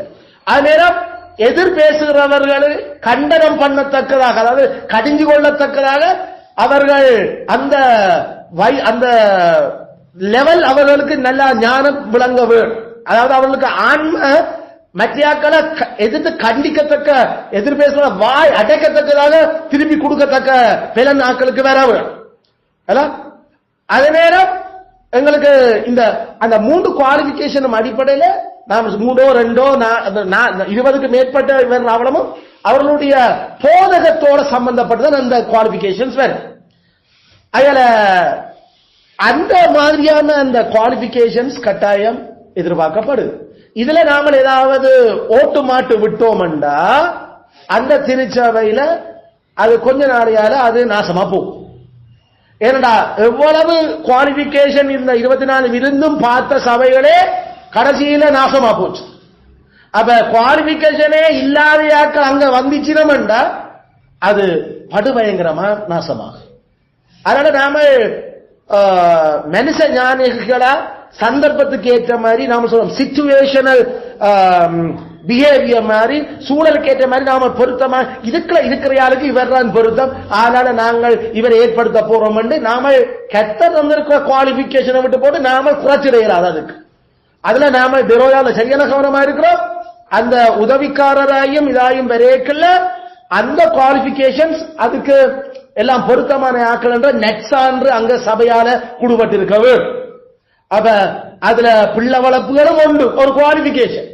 அதுல ஒரே மனுஷியுடைய புருஷன் மனுஷியையும் பிள்ளைகளையும் ஆளத்தக்கதாக இருக்கிற வேண்டியது ஒரு பேசிக்கா ஒரு குடும்ப வீட்டு ஆட்சி எப்படி செய்யறீனம் என்றது ஏறக்குறைய ஒரு 15-16 குவாலிபிகேஷனோட சம்பந்தப்பட்டிருக்கு. அப்ப குடும்பம் எப்படி ஆக்கப்பட்டு அவர் குடும்பத்தை நடத்துறீனம் என்றதுல மூப்பனும் உதவிக்காரன வர்றையாக்கள்ல 15க்கு மேற்பட்ட பகுதிகள் அங்கவர். சமுதாயத்தோட அவர் எப்படி தொடர்படுகிறோம் என்றது ஒரு 4-5 குவாலிபிகேஷன் அதுல வருது. அப்ப பெரும் பகுதி ஒரு மூப்பனா உதவிக்காரன வரப்போற புருஷனுக்கு வீட்டாட்சியோட சம்பந்தப்பட்டிருக்கு. அதான் நம்மளுடைய சபையில நாங்கள் அதனால இந்த தகப்பன் மேல குறிச்சு சரியான கவனமா நாம அதுல படிப்பிக்கிறோம். அதுல கண்ணு கருத்து வேண்டாம். அங்க வீட்டாட்சியில பிழைச்சிச்சோ சபை ஆட்சிக்கு குவாலிபிகேஷன் இல்லாம போகும் ஆட்களுக்கு. அப்ப அங்க புலவிட்டு கொண்டு இருந்தா அதுல முன்னேற்றம் இல்லையண்டா பகுதி இல்ல. அதுல சொந்த குடும்பத்தை நடத்த தெரியாதால் என்னண்டு ஒரு 10 குடும்பத்தை சேர்த்து நடத்த போற. அதனால அவருக்கு 15-16 குவாலிபிகேஷன் இல்லாம போச்சு பேசிக்கா. அதனால நாங்கள் உண்மையில ஒரு தேவபக்தியான புருஷனா தேவபக்தியான தகப்பனா வாழ்றதுக்கு தொடர்ச்சியாக நாம மனம் திரும்ப பிரசங்கங்களையும் அந்த ஆலோசனைகளையும் கொடுத்து கொண்டிருக்கிறோம். அதுல நாங்கள் ஏற்கனவே சொன்னாங்கல்ல, நாட்டாட்சியோ சபையாட்சியோ அதுக்கான செமினரி அது வீடுதான். செமினரி அல்ல அந்த வித்து, அந்த பாத்தியில சரியாக அந்த புருஷன்மார் இருப்பினம் என்றா சபைக்கு மூப்பர்களுக்கும் உதவிக்காரருக்கும் எடுக்கிறது லேஸ். வீட்டாட்சியில பிரகண்டம் என்றா சபையில தமிழ் மூப்பர்களா உதவிக்காரரா ஏற்படுத்துறதுக்கு சரியான பிரச்சனையா இருக்கு. அது ஏதா அதனால அப்படிப்பட்ட சபைகளில் நாம தொடர்ந்து ஜபம் பண்ண வேணும். கடவுள் அதான் அது குடும்பம் சரிப்பட்டாதான் சபையை சரியா காக்கிறதுக்கு முடியும். அதுல நாம பேசிக்கா குடும்பத்தை சரிப்படுத்துறான்னு இவ்வளவு காலம் நாம ஓடிக்கொண்டிருக்கோம். குடும்ப நிலைமைகள் நம்முடைய அது அதுக்கான ஒரு காரணம் நாமளும் எதிரேய இன மக்கள் அல்ல, நாங்கள் புறசாதிகள். அதனால நாமல் பிறந்த பிறப்பும் எங்களை வளர்த்த வளர்ப்புகளும் முழுக்க முழுக்க வேதத்தாலே அல்ல. அதனால பல தீமையான விஷயங்கள் திருவயது முதல் பொல்லாததா இருந்த எங்களோட இதயத்துல முட்டாளா பைத்தியம் எங்களோட இன்னும் அள்ளி போடப்பட்டு. அதனால அதை கிளியர் பண்ணி இப்ப எடுக்கிறதுக்கே எங்களுக்கு டைம் போய் கொண்டிருக்குது. அதனால எங்களுக்கு அது சரியான கஷ்டமா இருக்கு. ஆனா வெறும் வளர்ந்து கொண்டிருக்கிற யாக்கள்ல அது சரியான ஈஸியா இருந்து அடுத்த தலைமுறை இல்லைன்னா பிறக்கிறது முன்னுக்கு இருந்து சேர்ச்சுக்கல இந்த சத்தியங்களால நாங்கள் கண்ணு கருத்துமா வளர்த்து கொண்டிருக்கிறோம். அதனால கர்த்தர் எங்களுக்காக தந்ததை அவர் எங்களோட பிரியாசங்களை அவர் உறுதிப்படுத்துவார் அடுத்த தலைமுறையில். அந்த நம்பிக்கையோட அந்த வாக்குறுதியில நாங்கள் ஓடிக்கொண்டிருக்கிறோம். அப்ப இப்ப எங்களுக்கு ஆனாலும் கர்த்தர் கிருபையாக தொடர்ந்து எங்களுக்கு முன்னேற்றங்களை தார ஆனா எந்த சர்ச்சா இருந்தாலும், எந்த உள்ளூர் சபையா இருந்தாலும், அவர்கள் இந்த மூப்பர்களுக்கு 24 தகுதியும், லேவியருக்கு அந்த 20க்கும் மேற்பட்ட தகுதியும், 20க்கும் மேற்பட்ட தகுதியும், அதாவது உதவிக்காரர். இந்த விஷயத்தை தான் நாங்கள் இதுல பார்க்கிறோம். அவர்களை தான் நாங்கள் ஆட்சியாளர்கள் என்று சொல்றோம். அவர்கள் கவர்னர்ஸ், ஓவர்சியர்ஸ். இந்த சொல்லுகள் பயன்படுத்த எங்களுக்கு தெரியும். ஒரு ஓவர்சியருக்கு எதிராக யாராவது கதைச்சா அங்க பிரச்சனையா போயிடும். நாம கண்காணியார் என்று சொல்றோம். நாம அது மலையகத்தில் இருக்கிற அந்த தேயில தோட்டங்கள் அதுகள்ல இது கூட கண்காணியார் அந்த சொல்லு, கண்காணி. அந்த இதெல்லாம் அது சரியான முக்கியமான பதவி. அதுக்கு கீழே இருக்கிற பல குடும்பங்கள் அதுல வேலை செய்யற ஆட்களுக்கு அவர்தான் பொறுப்பு. அப்ப அவருக்கு ஒத்தாசையா அவரோட சரியா இருந்து அவர் மனசு வச்சு அவர்களோட வேலை செய்ய, அவரோட வேலைகளுக்கு அவரோட முன்னேற்றத்துக்கும் செய்யறதுக்கும் அவர் ரெக்கமெண்ட் பண்றதுக்கு ஏற்ற மாதிரி ஆட்கள் நடந்து கொள்ளவர். அப்படி இல்லையா பிரச்சனை ஆகும். இப்ப கண்காணி என்ற இங்க நாம கதைக்கிறது 10 கற்பனைக்கு கடவுளுடைய வேதத்தில் எழுதி தரப்பட்டதின்படிதான் இந்த கண்காணிகள் சொல்லுதான் சொல்ல வேண்டும். இதுக்கு மிஞ்சி தங்களோட சுய விருப்பங்களை எல்லாம் இந்த கண்காணிமார் சொல்லலாம். வேணுமெண்டா மலையகத்தில் இருக்கிற கண்காணிகளும் அல்லது நம்மளுடைய இந்த முனிசிபாலிட்டியிலையும் அல்லது கம்பெனிகள்ல இருக்கிற ஓவர்சியர்ஸ் சில வகையில பாவகரமான தங்களுடைய விருப்பங்களை நிறைவேற்றத்துக்கு ஊழியர்களை கேட்கலாம். ஆனா சபையினுடைய கண்காணிகள் கிறிஸ்துவனுடைய விருப்பத்தை மட்டும் நிறைவேற்றுவதுதான் சபையாக்களை கேட்கலாம். அதனால சபை ஆளப்படுகிறவர்கள் டோட்டலா கிறிஸ்துவனுடைய சிந்தை தான் தங்களுக்கு வந்து கொண்டு இருக்குதா என்றத வேத வாக்கியங்களை ஆராய்ஞ்சு பார்க்கிறதால அதை கன்ஃபார்ம் பண்ணி கொள்ளலாம். சட்டப்புத்தகம் கையில இருக்கு. அதனால கண்காணிகள் மூப்பர்கள் சொல்லுற விஷயம், எங்களுக்கு போதிக்கிற விஷயம், அது வேதத்துல இருந்து ஒட்டுமொத்த போதனையால அது எல்லாத்தையும் விசைஞ்சுதான் வருகிறான்றத அவர்கள் வீட்டில போய் ஆராய்ச்சி பார்த்து அதில் உறுதிப்படுத்திக் கொள்ள வேண்டும். இது ஒரு செக். யாருக்கு செக்? மூப்பர்களுக்கு செக். அவர்கள் தாங்கள் விரும்பினதெல்லாம் திருச்சபையில சொல்ல இயலாது, திருச்சபையை தாங்கள் விரும்பின மாதிரி நடத்த இயலாது. அப்படி ஆனா உங்களுக்கு தெரியும் வரலாற்றுல கிணவர் அப்படி நடத்த வழிகிட்டு இருக்கிறீர்கள்.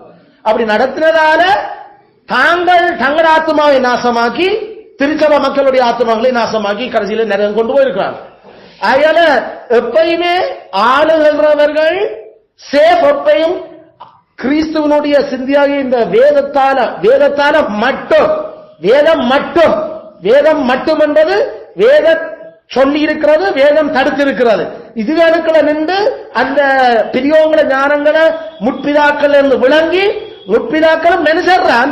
ஆனா அவர்கள் வேதம் மட்டுமன்று நின்றதுகளை கூட நாமளும் நின்று அதை சபைக்கு சொல்றதனூடாக கிறிஸ்து எப்பயுமே சபையில பிரியமா இருப்பார். ஆனா பல சபைகள்ல மக்களுக்கு வேதம் தெரியாததால சட்ட புத்தகம் மூப்பர்கள் சொல்றதெல்லாம் தேவை வாக்குன்னு நினைச்சு கனவேர் வலிக்கட்டு கனவீர அந்த குருடருக்கு வழிகாட்டுற குருடர் மாதிரி சபைகள் எல்லாம் நாசமா போய் கிடக்கு. அங்கதான் ரிஃபார்மேஷன் சீர்திருத்தம், அங்கதான் அது வலிக்கட்டர். அதுல Martin Luther, John Hus, Whitefield, William Tyndale, John Knox, John Calvin, Melanchthon, இப்படி பல பேர் அவர்கள் இந்த சீர்திருத்த அவர்கள் ஏற்கனவே ரோமன் கத்தோலிக்கம் என்ற குருடர் வழிகாட்ட போப்பும் குருடர், அவருக்கு கீழே இந்த கார்டினல்ஸும் குருடர், எல்லா குருடருக்கு கீழே இந்த பைபிளே தெரியாத எண்ணற்ற மக்கள் குருட்டுத்தனமா போய்கொண்டிருக்கிறீர்கள். ஆகையால தாங்களும் அப்படிதான் குருட்டு வாழ்க்கையை வாழ்ந்துட்டோம், கத்தருப்ப கண்ணை திறந்துட்டார் என்று சொல்லி வேதம் மட்டும் சோலா ஸ்கிரிப்சூரா வேதத்தால எங்களுக்கு அதை ப்ரூஃப் பண்ணுவோம், வேதத்தானுடைய சாட்சியிலால எங்களுக்கு அதை நிரூபியுங்க என்று சொல்லி அவர்கள் கேட்டு அதால அவர்கள் திருச்சபையை பேக் டு த பைபிள் திரும்பி வேதத்துக்கு திரும்புவோம் என்று கொண்டு வந்தாங்க. ஆனா அங்கேயும் அவர்களும் மனுஷர்தான் அப்பப்ப அங்கங்க சில இலகி கொடுத்த வேலைகள் நடந்திருக்குது. அதாவது ரோமன் கத்தோலிக்கத்துக்கு எதிராக வெளிக்கட்டு இருந்தும் தங்களுடைய சபையை வேதம் சொல்ற மாதிரி நடத்துறதுக்கு அவர்கள் சில காலம் வேணும், கொஞ்சம் டைம் எடுக்கட்டும், உடனே செய்ய அது போல இருக்குது என்று இவர்கள் தங்களுடைய யோசனைகளால 10 கற்பனைக்கு சொல்லுறத செய்யறத கொஞ்சம் பின்னுக்கு நின்றதால even John Calvin, Martin Luther, Melanchthon, பல பேருடைய திருச்சபைகள் எல்லாம் உடைஞ்சது. அவர்களுடைய காலத்திலே பல பிரச்சனைகள் எழும்பினர். அவர்கள் ஏனென்றா வேதத்தோட மட்டும் நமக்கு காலத்தை திருப்பி பார்க்க தெரியுது எங்க அவங்க அத இன்று அவருடைய சத்தத்தை கேட்பீர்களாகில், அவ்வளவுதான் விஷயம். இன்று அவருடைய சத்தத்தை கேட்பீர்களாகில் உடனடியா அடிமணி. அதுக்கு டைம் எடுத்து செய்வோம் என்று யோசிச்சா அது கடைசியில நாசத்துக்கு தான் விளைவிக்கும். பிள்ளைக்கு முதலாம் நாள் காய்ச்சல் காயுது என்று தெரிஞ்ச கையோட நாம பெனடோல் என்ற உடனே கொடுப்போம். இன்றைக்கு தானே முதலாம் நாள் காய்ச்சல் ஒன்றுமே எடுக்க தேவையில்லை, 2ஆம் நாள் பார்ப்போம்னு நாம விடுறது இல்லை. முதலாம் நாளே நாம பெனடோல் டக்குன்னு கொடுக்கிறோம். 2ஆம் நாளும் காய்ச்சல் கண்டினியூ பண்ணது என்றா நாங்கள் கண்டினியூஸா அந்த காய்ச்சலை நிப்பாட்டுறதுக்கு மருந்து திருப்பியும் எங்களோட கையில் இருக்கிற உடனடியான அந்த ரெமடியை நாம செய்கிறோம். பரிகாரம் 3ஆம் நாள் அந்த காய்ச்சல் குறைய வேணும். பொதுவாக அது எங்களுடைய பயோ சிஸ்டத்துல அப்படித்தான் விஷயங்கள் அமைக்கப்பட்டிருக்கிறது. ஏதாவது ஆன்டிபயோ நம்மளுடைய விஷயங்கள்ல செயல்படுகிற அல்லது எங்களோட பயோவுக்கு நாம ஆன்டியாக செயல்படுறதுக்கு தமிழருடைய பழமொழி இருக்கு, விருந்தும் மருந்தும் 3 நாளைக்கு. விருந்தும் மருந்தும் 3 நாளைக்கு. பொதுவாக இந்த 3rd day முடிஞ்ச கையோட நாம டாக்டர்கிட்ட நேரடியா போறதுக்கு தொடங்கும். ஏண்டா இது காய்ச்சல் நிக்குது இல்லை இனிமேல். அப்ப எப்படி எங்களுடைய உடலுக்கான அந்த பிரச்சனைகள் சிம்டம்ஸ் காட்டின கையோட நாம அதற்கான பரிகாரத்தை உடனே நாம டிலே பண்ண இல்லை. அதே ஆத்மாவினுடைய பிரச்சனையும் உடனே அதை டிலே பண்ணாம தீர்க்கப்பட வேணும். பாவம் என்று தெரிஞ்ச கையோட அது உடனடியாக அறுக்கப்பட வேணும். சபையில இருந்து அந்த ஆள்ல இருந்து இல்ல அந்த ஆள் கொஞ்சம் விட்டு பார்ப்போம், விட்டு பிடிப்போம், அந்த ஆள் கடைசியில ஆபரேஷன் நமக்கு சக்சஸ் ஆயிருக்கும், ஆனா ஆள் முடிஞ்சிருக்கும், பேஷண்ட் ஆயிரு. அதுல இந்த விளையாட்டு சபையில சரி வராது.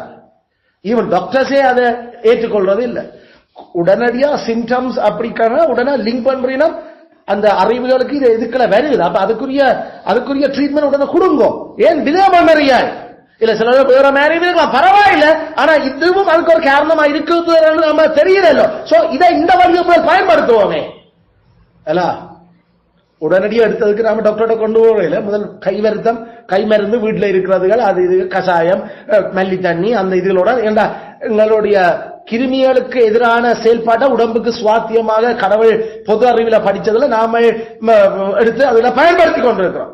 பிள்ளைய ஒரு நாள் நாம காலம் தாழ்த்த விடுறையில ஐயோ இந்த பிள்ளை அவன் நடுங்குறான் இதன்றான், ஐயா அதை கொஞ்சம் போற ஐயா பாப்பம் நீ நடுங்கினா என்ன செய்யறது கொண்டிருக்க. நாம நடுக்கத்தை நிப்பாட்டுறது உடனடியாக ஏதாவது சொச்சரா அல்லது வேற இதா அல்லது குளிரோட வர்றதை வெட்டுறதுக்கு ஏதாவது நாம வேர்க்கொம்பு பிளேண்டியா அல்லது இருமலா இருக்கின்ற ஒரே இருமலா தான் கிடக்கல கொஞ்சம் பாப்போம் 2 நாளுக்கு பிறகு நாம மருந்தெடுப்போம். நாம உடனடியாக இருமலை நிப்பாட்டுறதுக்கு என்ன தொண்டைக்குள்ள என்ன இருக்குதோ தெரியல அந்த காக்கங்கள் நாங்கள் முட்டை கோப்பியா அதுகளா இதெல்லாம் நெஞ்சு தடிமலா உடனே ஐடென்டிஃபை பண்றோம். இதுக்கு இதுல செய்து உடனே அத பரிகாரத்தை கொடுக்க பார்க்கிறோம். ஆத்மாவுக்கு அதான் பெரியார். John Calvin, Martin Luther, Melanchthon, John Knox ஆட்களையும் மனுஷர் தானே. அவர்களும் தொடக்க காலம் கொஞ்சம் விட்டு பார்ப்போம் விட்டு பிடிப்போம், கடைசியில உடைஞ்சு போச்சுது பல விஷயம். அவர்களுக்கே ஆண்டவர் அந்த டைம் கொடுக்க இல்லையண்டா இவ்வளவு வெளிச்சம் பெற்று 500 வருஷத்துக்கு பிறகு இருக்கிற எங்களுக்கு நாங்களும் விட்டு பார்ப்போம் கொஞ்சம் கொஞ்சமா மாத்துவோம் என்று சொன்னா கடைசி வரைக்கும் கொஞ்சம் கொஞ்சமா ஆண்டவர் விட மாட்டார். அவர் இன்றைக்கு என்ற வார்த்தையை கூட இன்றைக்கு மனம் திரும்ப அதை தொடராது அந்த பாவத்தை.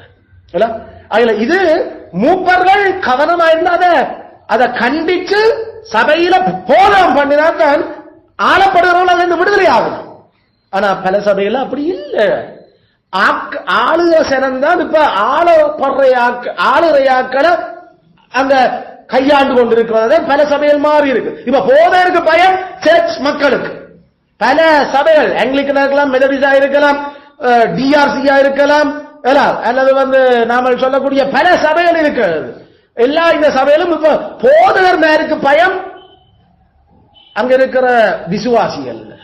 ஏண்டா தங்களை ஏதாவது மாத்திருவினமா, தங்களுக்கு ஏதாவது பிடிக்காம போய் தங்களை நிப்பாட்டிருவினமா என்ற ஒரு பயம். உண்மையில மாறி போச்சு விஷயமே.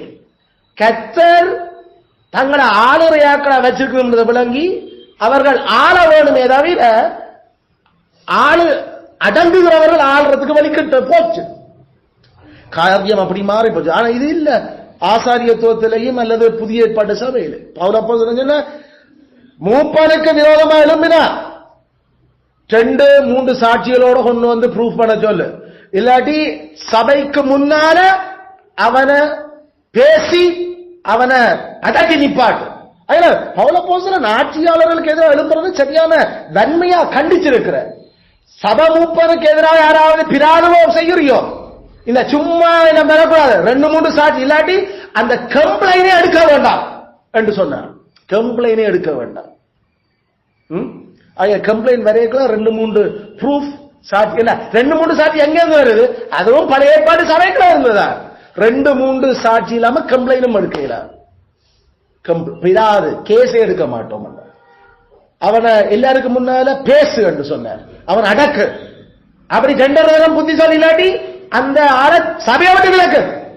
அத சபைய உன்ன விளக்குறாது. இப்படித்தான் சபைய கட்டமைக்கிறத பற்றி கதைச்சிருக்கு.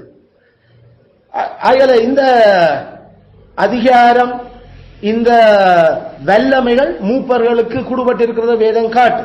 அது நேரம் மூப்பர்கள் இருமாப்பா சபை ஆளையலாது அவர்கள் பணிவிடைக்காரராயும் ஆள வேண்டி இருக்குது. அதாவது முன்மாதிரிகளா செயல்பட்டு அந்த வேலையை செய்யவர். குடும்பத்தை பற்றி கதைச்சு குடும்ப பிள்ளை வளர்ப்பை பற்றி கதைக்கு பிரசங்கம் பண்ணுறையால் தண்ட குடும்பத்தை தண்ட பிள்ளை வளர்ப்புகளையும் முன்மாதிரியா காட்டியிருக்க வேணும் சபைக்கு. மனைவிமார பற்றி பிரசங்கம் பண்ற அந்த மூப்பன் தண்ட மனசி அந்த குண இயல்புகள் இருக்கிறத வளர்த்து முன்மாதிரியா காட்டியிருக்க வேணும்.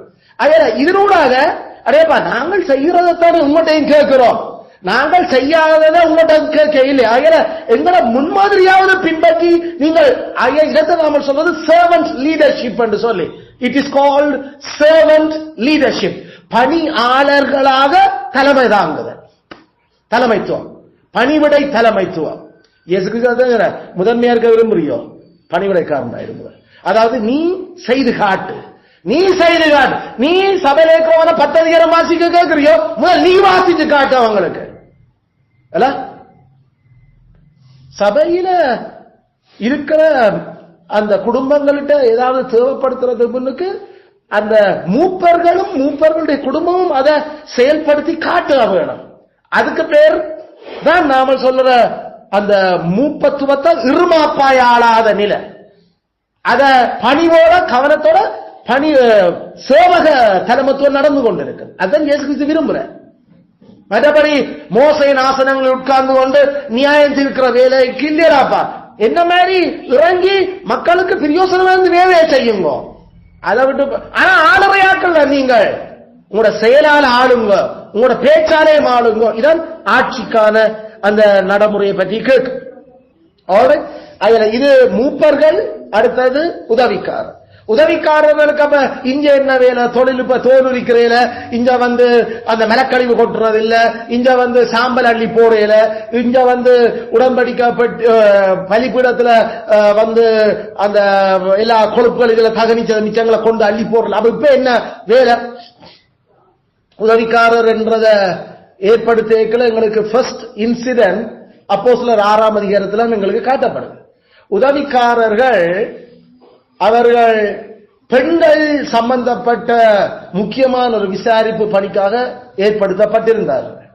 அங்கதான் அந்த டீக்கன் என்கிற பதவி எங்களுக்கு எஸ்டாப்ளிஷ் பண்ணினதை வேதம் காட்டுது புதிய உடன்படிக்கையில. எது சபை வளர்ந்து கொண்டு போகுது.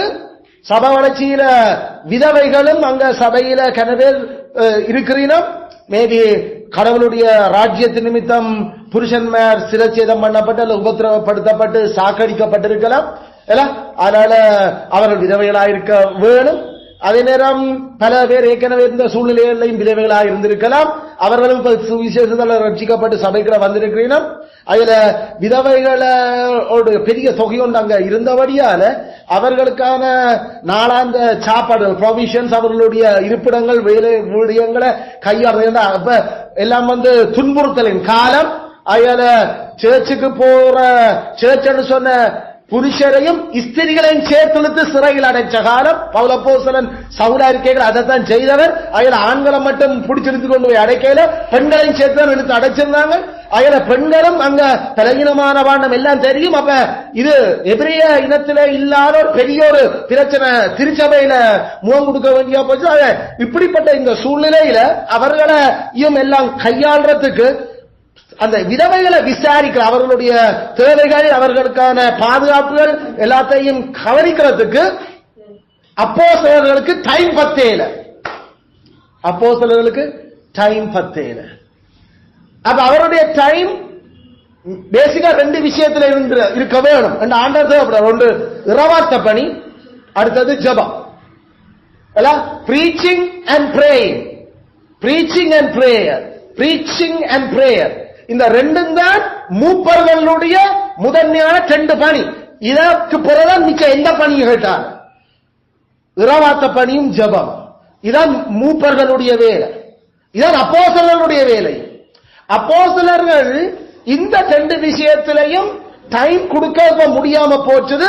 அந்த சபை வளர்ந்து கொண்டு போனதால இப்ப 6000 பேர், 3000 பேர், பிறகு 8000 பேர், இப்படி எல்லாம் சபை வளர்ந்து பெண்கள் விதவைகளும் ஒரு பெரிய ஒரு பகுதி எடுக்க தொடங்க. அப்ப அவர்களை விசாரிக்கிற பொறுப்பு இப்ப அப்போஸ்தலர்களுக்கு வந்திருக்கு.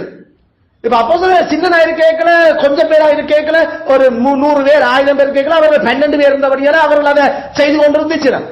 ஆனா இப்ப வளர வளர அந்த அதுக்குள்ள விதவைகளை விசாரிக்கிறது கூட டைம் எடுக்க ஜபமும் இரவாத்த பணிக்கு ப்ரிப்பேர் பண்ணி அதை கொண்டு வந்து கொடுக்கறதுக்கான நேரங்களும் பிழைச்சு போச்சு. அதனால அவர்கள் கூப்பிட்டு சொல்லிச்சு, நம்ம சபைன்னு நாம சொல்ல பொதுவாக அது ஆண்களைத்தான் நாங்கள் சபைன்னு சொல்றோம். ஏண்டா சபைக்குள்ள உட்படுகிறன்னு சொன்னா ஆண்களைத்தான் அடிப்படை. அவர்கள் அந்த கருத்தில் எடுக்க அவளுக்கு தான் பெண்களோ பிள்ளைகளோ எல்லாம் பெற போறது. இப்படி இரவாத்த பணிக்கும் ஜபமும் செய்யாம நாங்கள் இந்த விசாரிக்கிற வேலையை செய்யலா. அதனால இந்த பணி செய்யறதுக்கு நாம ஒரு 7 பேரை ஆண்களை ஏற்படுத்துவோம். பரிசுத்த ஆவிக்கும் எங்களுக்கு எங்களுக்கு ஓகேயா இருக்கு. தயவு செய்து அதுக்கான குவாலிபிகேஷன் சொன்னாங்க. ஞானம், விவேகம், பரிசுத்த ஆவியால நிறைஞ்சாக்கள் எல்லாம் இந்த சர்வ சத்தியங்கள்ல எங்களுக்கு கீழே அடிபணிஞ்சிருக்கிற ஆட்கள்ல நீங்கள் செலக்ட் பண்ணி தாங்க. எங்களுக்கு தெரியும் சபை என்று சொன்னாலே அடிப்படையில் ஆண்கள், அந்த ஆண்கள் அவர்களும் செலக்ட் பண்ணையும் போடும். ஆண்களுக்குள்ள இருந்தால் செலக்ட் பண்ணையும் போடும். அதனால அதை அவர்கள் செலக்ட் பண்ணி 7 பேரை அவர்கள் கொண்டு வந்து நிப்பாட்டிச்சு. அதெல்லாம் ஸ்தேவான் எல்லாம் இருக்கிறது. அப்ப நம்ம ஸ்டைல இப்ப சொல்றேன்டா, மகளிர் விவகார அமைச்சு இப்ப 7 ஆண்களுக்கு கீழே அமைக்கப்பட்டிருக்கு. மகளிர் விவகார அமைச்சு, சபையினுடைய மகளிர் விவகார அமைச்சுக்கு யாரு பொறுப்பு? 7 புருஷன். ஆனா நம்மளுடைய நாடுகளும் மற்றையாக்களும் எது பொருத்தம் நினைக்கிறேன்? மகளிருக்கு மகளிரை வைக்கிறதான் பொருத்தம் நினைக்கிறேன். ஆனா மகளிருக்கு பொருத்தம் என்று பரிசுத்த ஆவியானவர் சொல்றது, பெண்கள் எப்பயுமே பலவீனமான யாக்கள், அவர்கள் மன ரீதியாயும் உடல் ரீதியாயும் தே ஆர் வீக், பாவத்துக்கு பிறகு. அதனால ஆண்கள் மகளிரையும் நிர்வகிக்க வேண்டிய அமைச்சுக்கு பொறுப்பாக இருக்க வேண்டும். புருஷன் மகளிர் அவர்களுக்கு பதில் சொல்ற விதத்துல சில முதிர்ந்த அந்த ஸ்திரிகள், நல்ல வேதத்துல முதிர்ந்து உடல் அனுபவத்துல முதிர்ந்த ஸ்திரிகள், ஸ்திரிகள் வேணுமெண்டா தங்களுக்கு கீழே வச்சு ஸ்திரிகளை விசாரிக்கலாம். ஆனா கடைசி பொறுப்பு கூட வேண்டியால் அங்க ஒரு பெண் அமைச்சர் அல்ல, மாறாக ஆண் அதுக்கு பொறுப்பு நிற்க வேண்டும். அதுல மகளிர் விவகார அமைச்சுக்கு சார பொருத்தம் என்று பரிசுத்த ஆவியானவர் தெரிவு செய்திருக்கிறது டீக்கன்மார். டீக்கன்மாருடைய வேலை மகளிர் விஷயங்களுக்கு விதவைகளுக்கு பொறுப்பாக கூடிய விஷயங்களை அதை இன்னும் நாம சொல்றோம்னு சொன்னா விசாரிப்பு வேலைகள் செய்கிறது. அவர்களுடைய நாளாந்த குடும்ப வாழ்க்கை நடைமுறைகள் இல்ல ஏதாவது இஷ்யூஸ், அந்த சாப்பாடுகள், அவர்களுடைய காரியங்கள், பாதுகாப்பு சம்பந்தம் வரைக்கும் அவர்களுக்கு அதுகளுக்கான ஆலோசனைகளையும் பொறுப்புகளையும் அதுக்கான வழிகாட்டலையும் கொடுத்து அப்போஸ்தலருக்கு அதை குறித்து ரிப்போர்ட் பண்ணோம். அப்போஸ்தலருக்கு தெரியாம ஒரு மிஞ்ச வேலை செய்து கொண்டிருக்கீங்களா? ஏன்னா அப்போஸ்தலன் மூப்பர், அவங்க தான் சபை இருக்கு. அதனால இதுல என்ன அந்த உதவிக்காரர் தொடங்கினார்.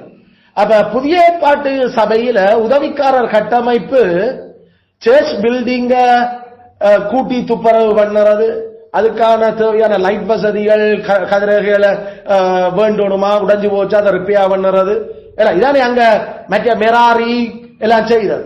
அல்லது சபையில பாட்டு பழக்கிறதுகள், சபையினுடைய அந்த பாடகர் விஷயங்களுக்கு சபைக்கு ஹெல்ப் பண்ணுறது. என்னடா அங்க யார் யார் பாட்டு பாடல்கள் இருந்தார்கள்? ஆசாப்பும் ஏமானும் எல்லாரும் கோகாத்தின் புத்திரர், கோகாத்தினுடைய புத்திரர் பெரும் பாட்டுக்காரர். அவர்கள் ஆசாரிய குடும்பம் இல்லை. அதனால உதவிக்காரருடைய வேலைகள் பாடல்களூடாக சபையை வளர்க்கிறது, படிப்பிக்கிறது, அவர்களை சபையில அப்படி பல விஷயங்கள் அடையாளங்கள்ல பெண்கள் தொடர்பான ஊழியம் அல்லது பெண்கள் இல்லாம வயோதிபர்கள் சம்பந்தமான விசாரிப்புகள், இளமாக்கள் சம்பந்தமான விசாரிப்புகள் கூட அந்த உடலோட சம்பந்தப்பட்ட விசாரிப்புகள் எல்லாம் உதவிக்காரருடைய இதுக்குள்ள போகும். அவர்களுடைய ஆத்மாவோட சம்பந்தப்பட்ட விஷயங்கள் அது மூப்பருடைய கைக்குள்ள போகும். ஆத்மான கைகளை அறிவு, நீதி, பரிசுத்தத்துல அவர்கள் எப்படி அறிவடைஞ்சிருக்கிறோம், அதுகளை கை கொள்றீனம் என்றதுக்கு அங்க வரப்போம்.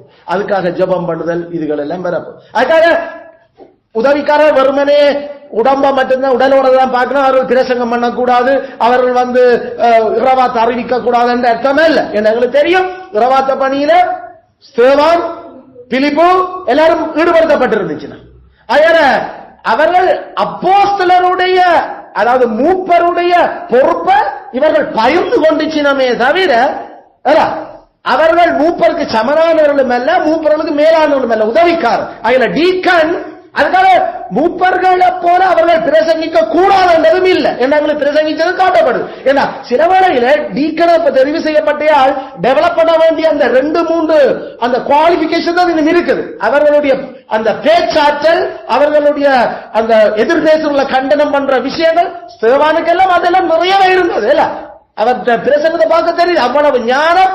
எதிர்பேசின செனகர் அந்த செனட் சபைக்கு முன்னாலே காஜம் மடங்கா கழுத்துள்ளவர்களே, அந்த இருதயத்திலையும் விருத்த சேனம் போராளிகளே இன்னும் எழுத்து நிப்பியோ கடவுளுக்கு வேண்டாம்.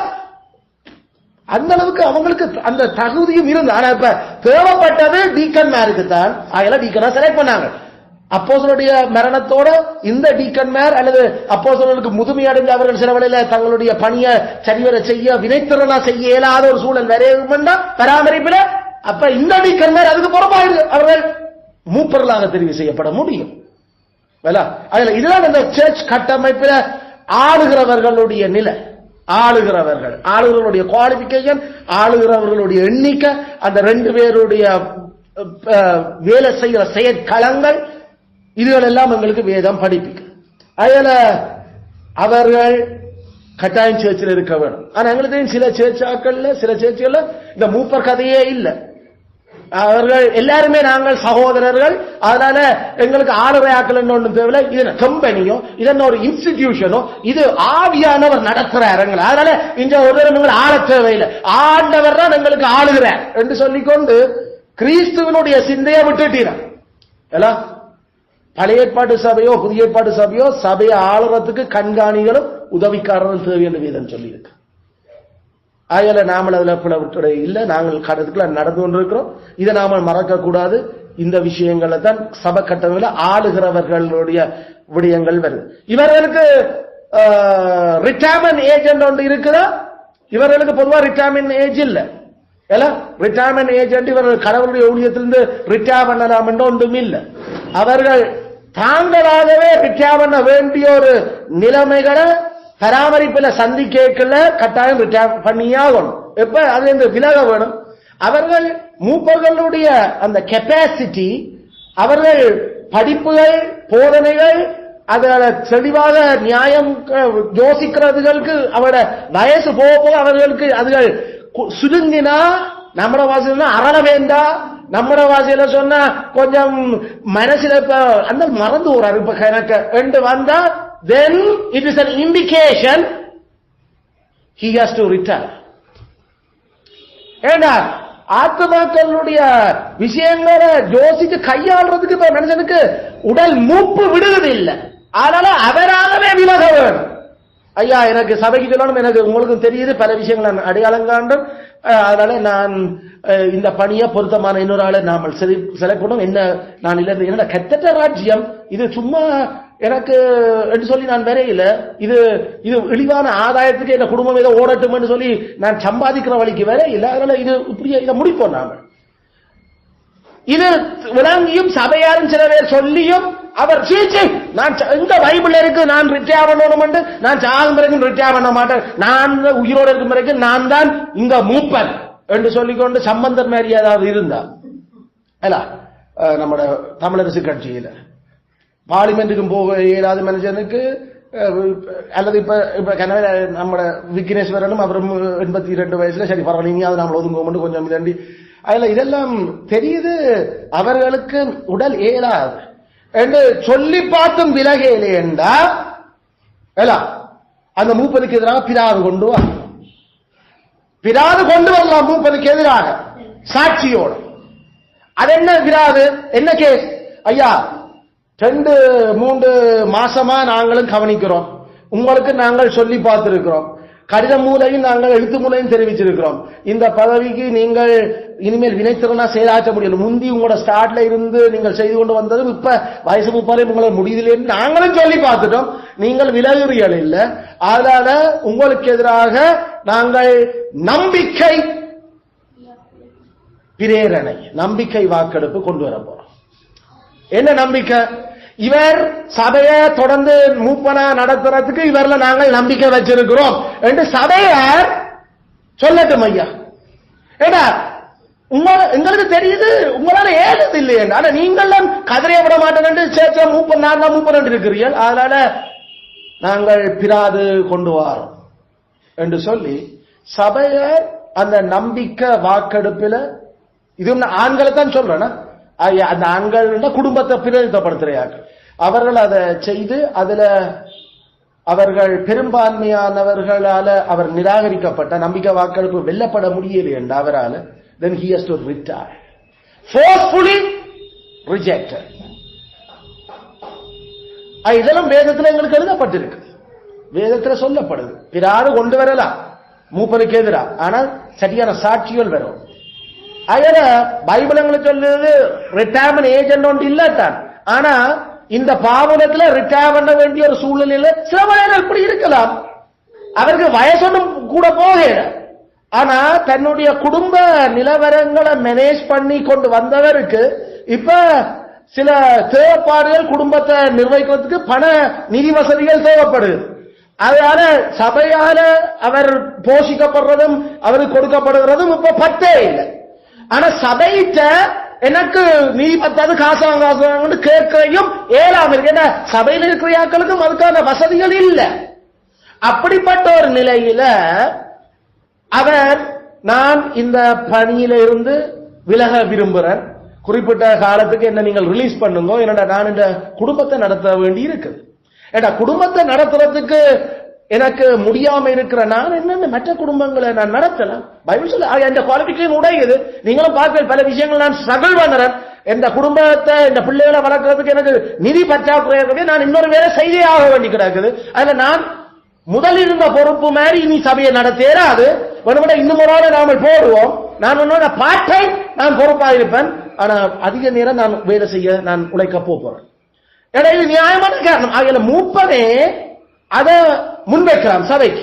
அது சபையும் அதை பார்க்கவும் உண்மைதான். எங்களாலும் உச்சக்கட்ட நாங்களும் முயற்சிச்சிட்டோம், எங்களுக்கு இவ்வளவுதான் எங்களுக்கு இயலுமை இருக்குது, அதனால போதும் அப்ப நீங்களும் ஏதோ ஒரு வேலையை செய்தோம் நாம அப்ப ஓடும், கடவுள் நம்மளுக்கு இப்படி செய்கிறான்னு பார்ப்போம் என்று சபை அதுக்கு ஒத்துக்கொள்ள வேணும். மற்றபடி சபையை புளிஞ்சு நான் மூப்பனாத்தான் இருப்பேன், நீங்கள் எனக்கு சப்போர்ட் பண்ணி ஆகணும் என்று கேட்கறதுக்கு அது கர்த்தருடைய சபைய கட்டமைப்பு அல்ல. அப்போஸ்தலன் பவுல் சபையார்கிட்ட ஒரு சிலர்கிட்ட அவன் கேட்டிருந்தான் உதவி செய்ய. அதுவும் சில சபையார் அவன் எல்லாமே விளங்கி அவனுக்கு உதவி தேவைப்படுது. பிலிப்பு சபை தான் அவனுக்கு உடன்பட்டு. அதுல பிலிப்பு சபை அவனுக்கு காசு அனுப்பி கொண்டிருந்துச்சு அவன் ஊழியத்துக்கு. ஆனா அவன் வேற இடத்துல சபை கட்டி கொண்டிருக்கிற. ஆனா தங்களுக்கும் அந்த தங்களை கட்டுற தங்களுடைய மூப்பனுக்கு அப்போஸ்தலனுக்கு இவ்வளவு நிதி பற்றாக்குறை இருக்கிறது. அவங்க நீங்கள் 2 தரம் இந்த குறைவை நிவர்த்தி செய்ய எனக்கு அனுப்பினீங்க. உங்களுடைய கணக்குக்கு பலன் பெறுகிறதுக்கு தான் நான் அதை சொல்றேன். உண்மையில மற்ற சபையும் எனக்கு உடன்படையில். அப்ப எவ்வளவு சபையை கட்டியும் அவங்களுக்கு உடன்படையாத காரணம் சில வேளையில நியாயமான காரணங்களும் இருந்திருக்கலாம். ஆனா மற்ற சபையில எனக்கு ஹெல்ப் பண்ண வரே. அதனால நான் இந்த சொந்த கையால வேலை செய்துதான் நான் உனக்கு என்ன போய் கட்டுறவங்களை நான் கேட்கலாம் சபைக்கு என்ன அவங்க சரியான இப்பதான் நம்மள மேத்தன் புறஜாதி இடங்களுக்கு சபை கட்டுறான் மனுஷன். அதனுடைய டோட்டல் லைஃப் ஸ்டைல வித்தியாசம். அப்ப இதுகளெல்லாம் முதுவாக்க அந்த ஒரு குழந்தை பெற்று வளர்க்கிற மாதிரி அதாவது ஐயோ சிறு பிள்ளைகளே என்று சொல்லி அவன் கத்த வேண்டி கிடந்து அவ்வளவுக்கு பிரியாசப்படுற. நாமளே புறஜாதியில இருக்கிற இடத்துல சபகட்டைகளை எவ்வளவு விஷயங்களை மண்டைக்கு இருந்து கலட்டி ஆக்களை உடைச்சு சரிப்படுத்துறதுல எவ்வளவு போராடி கொண்டிருக்கிறோம். எவ்வளவு அந்த காலத்துல இன்னும் அறிவு பெருசா வளராத காலங்கள் எவ்வளவு கஷ்டப்பட்டிருப்பாங்க. அதனால பவுல் நான் இந்த கூடார தொழிலை நான் செய்து கொண்டு நான் இதையும் செய்கிறேன்.